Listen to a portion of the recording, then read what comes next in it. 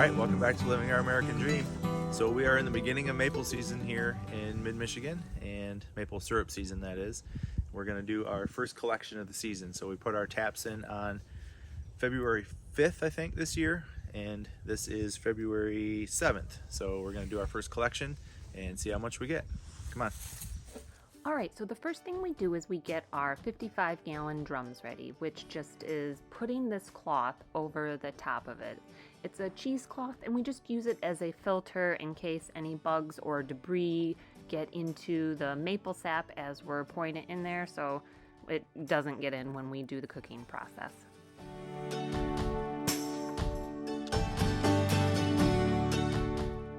We've had a lot of people suggest to us to do maple sap lines throughout the woods that will connect everything together and put it in one large container, but the buckets work best for us because where we cook the maple sap is up at the house in the pole barn, so buckets are just easier and more efficient for us than doing the maple sap lines.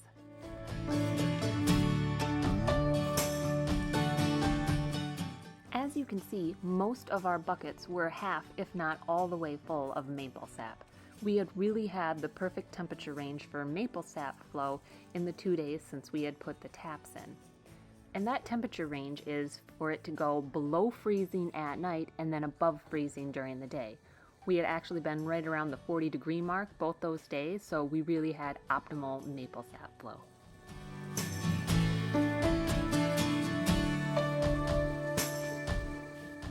Now these 55-gallon drums that we're pouring into, these are food grade drums. We had bought them from a factory that had stored pickles in them.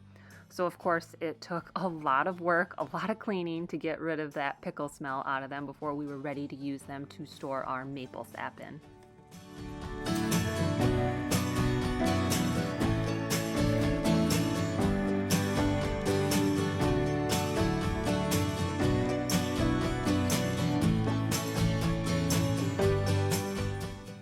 The types of trees we're tapping on our property for sap are red maples. We don't actually have that many full-grown sugar maples on our property, so we do those ones instead.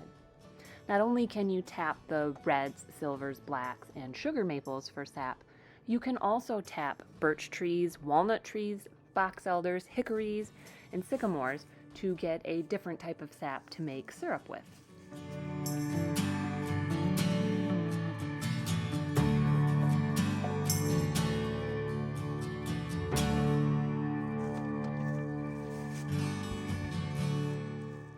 We have 60 taps out scattered across a section of our woods.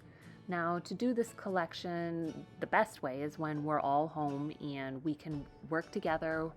One of the kids is counting while the rest of us are collecting and dumping into the barrels, but because the season started so early, beginning of February for us, that's just not gonna happen. Our kids are in the middle of their sports, their winter sports season, so they're busy after school, so we're trying to squeeze this in before we go to the next game because maple sap doesn't care about that.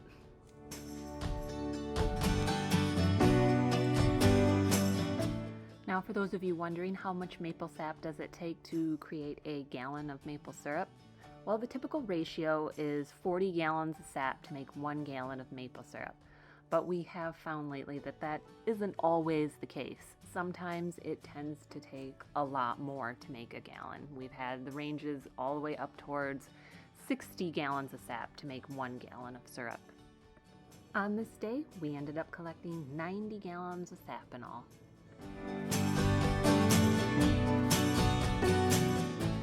All right, now that we got a couple barrels full of sap, we need to get this stove set up so that we can start cooking tomorrow. So as you can see, the setup I try to make as simple as possible. I am using my floor jack to put the stove into position right now. I used to use my tractor with the forks on the front, but that means I've got to move a bunch of stuff out of the shop, and it just kind of becomes a pain in the butt. Using the floor jack is a lot easier and faster. Next, we're going to level everything up. Now I have adjustable leveling feet on all four corners of this so I can make it perfectly level. That's important because you want the fluid inside the pan to be level as you're cooking, so when you cook it down to the end, you don't have one part of the pan burning. Now when I stow this thing away, I put all of the chimney sections taken apart inside the stove so it stows away nicely, which means I just kind of got to grab all the parts out of there and piece them all back together. Now this exterior section of stove piping stays put all year long, so all I've got to do is snap together the interior pieces. Here's the vent hood. Now this is a pretty integral part of this setup and what allows me to cook inside my shop without making a heck of a sticky mess. So I hang it from some chains up above, and it's going to end up getting connected via some dryer piping to that vent fan that you see that pokes out the wall right there in the screen. This works really well and evacuates all the steam out of the building as we're cooking. Now we're just gonna slide our cooking pan into place and we should be pretty much ready to go after a couple final touches attaching this dryer vent to the vent hood. So if you have any questions on this process, just let me know in the comments. I'd be happy to go over them with you guys.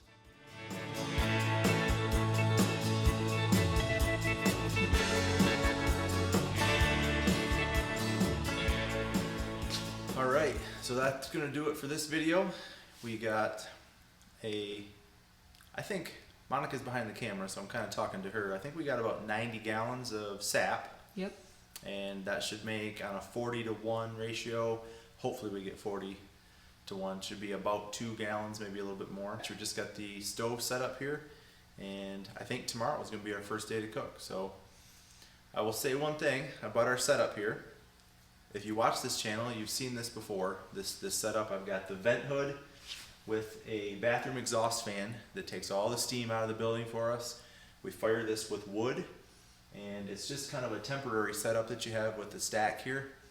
The outdoor portion stays, but the inside portion here I take off and kind of get out of the way. But doing it in the shop like this, cooking in the shop and this close vicinity to the house is just so much more convenient. We used to do this out over a campfire, and then we were using this stove, but we were using it just outside the door of the shop. And when you get those windy, rainy, nasty, early spring, late winter days, which is right in the middle of maple syrup season, it's so much nicer in here to be able to do this. As a matter of fact, I think tomorrow when I go to work, Monica is going to be able to cook all day tomorrow. So just so much more convenient. If you have any questions on this setup or how well it works, just let me know. I'd be happy to answer them. It works very well. We've been doing this way, Monica, for about 5 years, I think, maybe. Yeah. So it works very well for us. If you have questions, let me know in the comments. Otherwise, that's going to do it for this video, and we will see you on the next one.